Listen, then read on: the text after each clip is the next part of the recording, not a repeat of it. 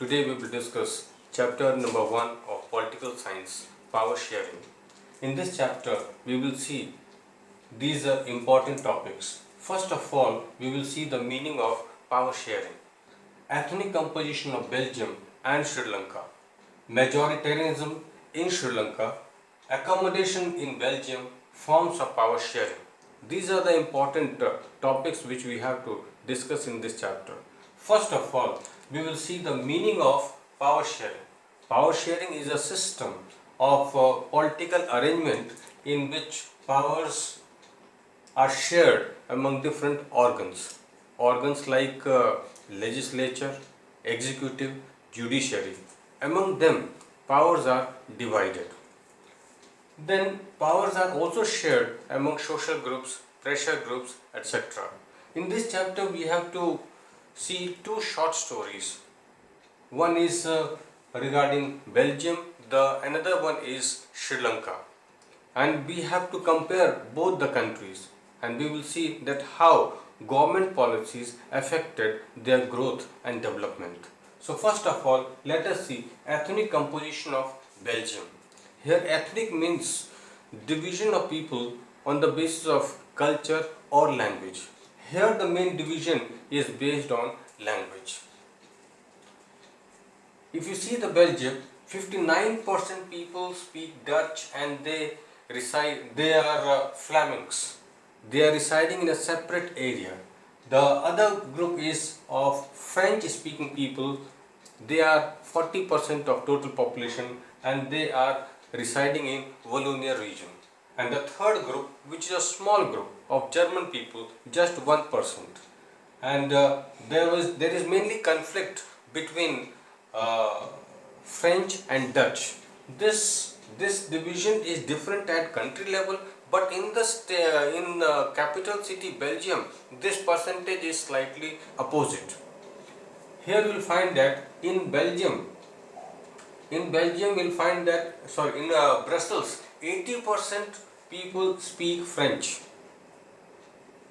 When we saw Belgium as a whole, we saw that only 40% people speak French. But in Brussels, capital city, the French people are dominating, and 20% are Dutch speaking. So, the percentage of French speaking and Dutch speaking are different at country level and in capital. When we see the features of French speaking people, we find that they are more rich and powerful. But on the other hand, this Dutch speaking people who got the benefit of economic development, they got benefit of economic development. So both the communities were trying to dominate in the society, and that is why there was tension between Dutch and French. Now, how government tried to solve this problem by their policy? They used policy of accommodation in Belgium. This is also known as Belgian model. There were few steps taken in Belgium to accommodate or to settle down both the communities. The first step was the constitution prescribed that the number of Dutch people and French speaking ministers shall be equal. This word equal is very important.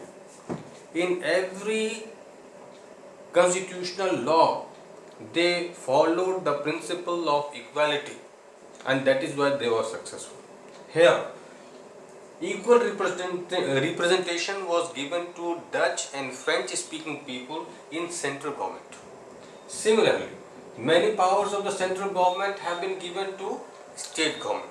So, central government and state government both shared powers almost equally.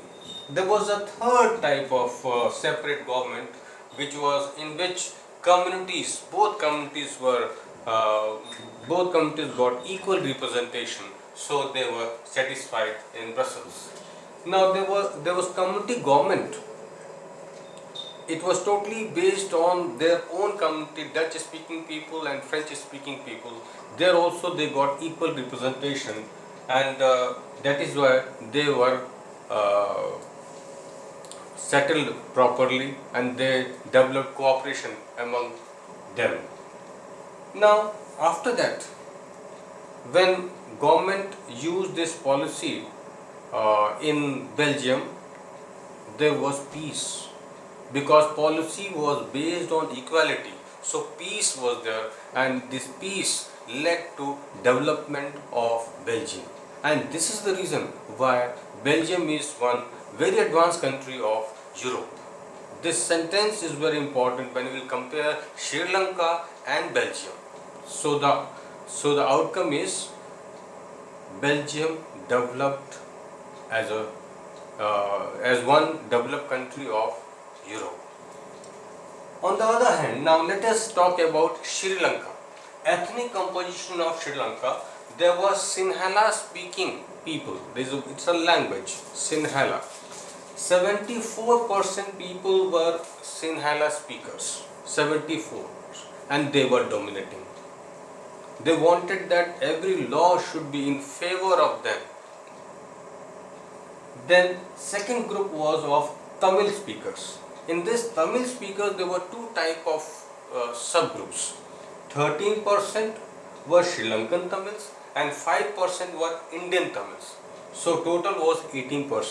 18% were Tamil speakers, including Sri Lankan Tamils 5% and Indian Tamils 18%.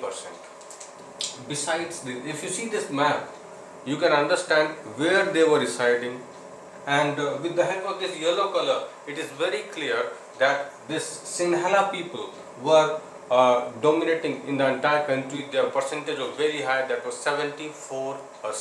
Go. And this orange color represents Tamil people, which includes 5% Indian Tamils and 13% Sri Lankan Tamils, total 18%.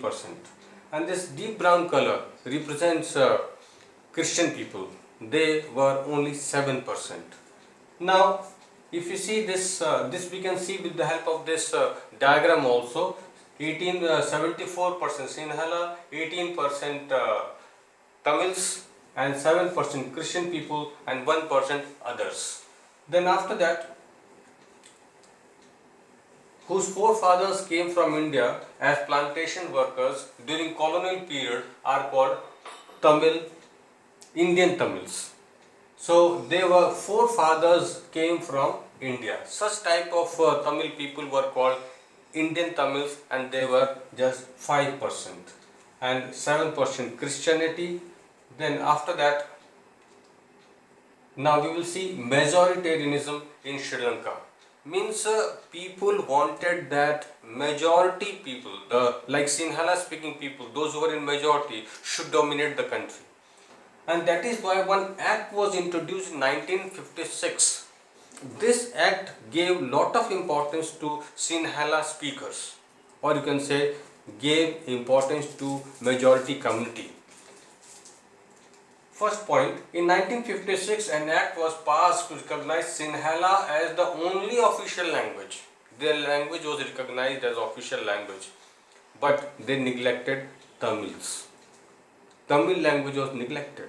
This was one reason of dissatisfaction, reason of tension. Second point, the governments followed preferential policies that favored Sinhala applicants for university positions and government jobs. So very simple, in government jobs also they gave importance to Sinhala people and neglected Tamil people. Then next point, a new constitution stipulated that the state shall protect and foster, encourage Buddhism religion. Here also no importance was given to Tamils. After that, why power sharing is desirable, this we will see in the second part of this video. Thank you.